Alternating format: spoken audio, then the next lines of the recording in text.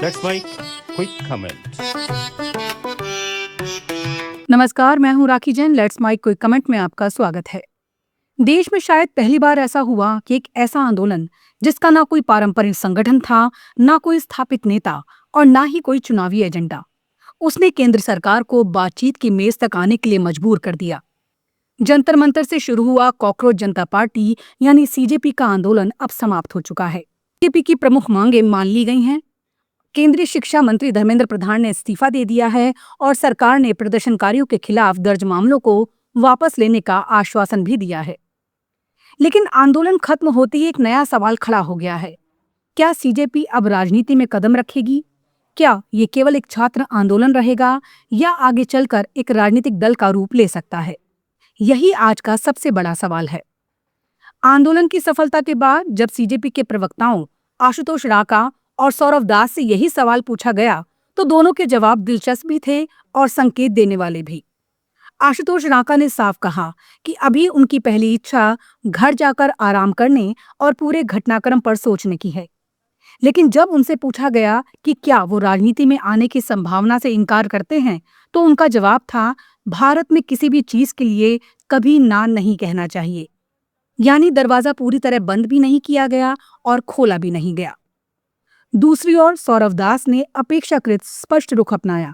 उनका कहना था कि फिलहाल राजनीति उनका लक्ष्य नहीं है, उनका फोकस युवाओं के नेतृत्व वाले इस आंदोलन को देश भर में मजबूत करना है। उनका तर्क है, देश में पहले से सैकड़ों राजनीतिक दल मौजूद हैं, लेकिन युवाओं की अपेक्षाओं को पूरी तरह सत्ता करने वाला मंच दिखाई नहीं देता। इसलिए अभी उनकी प्राथमिकता सत्ता हासिल करना नहीं, बल्कि सत्ता से जवाबदेही तय कराना है। रही बात सीजेपी को पारंपरिक राजनीतिक संगठनों से अलग बनाती है। इस आंदोलन की सबसे बड़ी ताकत ये रही कि इसका कोई पारंपरिक संगठनात्मक ढांचा नहीं था। ये काफी हद तक सोशल मीडिया के जरिए फैलने वाला एक फेसलेस आंदोलन था। लोग किसी पार्टी के झंडे तले नहीं, बल्कि एक मुद्दे, परीक्षा व्यवस्था में जवाबदेही को लेकर जुड़े। यही कारण था कि ये आंदोलन देश के अलग अलग हिस्सों में युवाओं के बीच तेजी से फैलता गया। लेकिन भारतीय राजनीति का इतिहास ये भी बताता है कि कई बड़े आंदोलन अंततः राजनीतिक दलों में बदल गए। 2011 का जन लोकपाल आंदोलन इसका सबसे चर्चित उदाहरण है। भ्रष्टाचार विरोधी आंदोलन से निकले अरविंद केजरीवाल ने बाद में आम आदमी पार्टी बनाई, जिसने पहले दिल्ली और फिर पंजाब की राजनीति में अपनी जगह बनाई। यानी भारत में आंदोलन से राजनीति तक का रास्ता बिल्कुल नया नहीं है। ऐसे में यह सवाल स्वाभाविक है कि क्या सीजेपी भी इसी दिशा में आगे बढ़ सकती है? इसका जवाब फिलहाल किसी के पास नहीं है। खुद सीजेपी भी इसे लेकर कोई अंतिम घोषणा नहीं कर रही। संगठन कह रहा है कि उसने जिस उद्देश्य से आंदोलन शुरू किया था वो जवाबदेही तय करना था। उसका दावा है कि वो लक्ष्य हासिल हो गया है। आगे संगठन किस रूप में काम करेगा, इस पर अभी विचार होना बाकी है। हालांकि राजनीति में उतरना केवल इच्छा का विषय नहीं होता। किसी आंदोलन को राजनीतिक दल में बदलने के लिए मजबूत संगठन, स्पष्ट विचारधारा, नेतृत्व, संसाधन, राज्यों में नेटवर्क और चुनावी रणनीति जैसी कई चुनौतियों से गुजरना पड़ता है।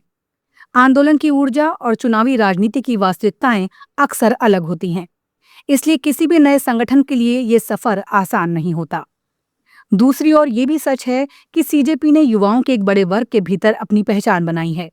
अगर ये संगठन भविष्य में शिक्षा सुधार, रोजगार, परीक्षा प्रणाली और युवाओं से जुड़े मुद्दों पर लगातार सक्रिय रहता है तो उसकी सामाजिक और राजनीतिक स्वीकार्यता दोनों बढ़ सकती हैं। लेकिन अगर आंदोलन केवल एक घटना तक सीमित रह जाता है तो उसका प्रभाव भी सीमित हो सकता है। फिलहाल सीजेपी के नेताओं की भाषा भी यही संकेत देती है कि वो जल्दबाजी में कोई राजनीतिक फैसला नहीं लेना चाहते। वो पहले इस आंदोलन को एक व्यापक सामाजिक अभियान के रूप में देखना चाहते हैं। शायद यही वजह है कि उन्होंने राजनीति के दरवाजे को बंद भी नहीं किया और तुरंत उसमें प्रवेश करने की घोषणा भी नहीं की। दरअसल किसी भी लोकतंत्र में आंदोलन और राजनीति के बीच की दूरी बहुत कम होती है।